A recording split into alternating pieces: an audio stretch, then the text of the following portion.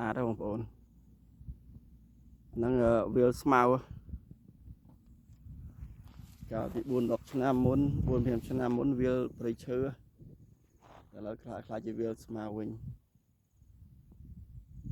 นั่งซากระมุนวิ่งโยกนี่สะอาดเลยวิลสมาร์สะอาดมันเต้น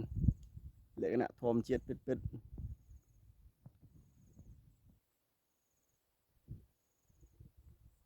วิลสมาร์នៅខាងទឹកដីស្រុកលំផាត់ខេត្តរតនគិរីបើយើងកលេចទៅឆ្ងាយមានភ្នំមានអីនោះតំបន់កំពង់រាបដីក្រហមមានភ្នំមានបន្លែមានដំណាំដូចជាកស៊ូចន្ទីគ្រប់ប្រភេទទាំងអស់នៅទឹកដីរតនគិរី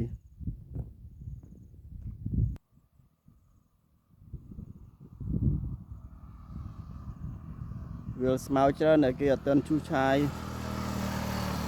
ដាំចេកដាំស្វាយ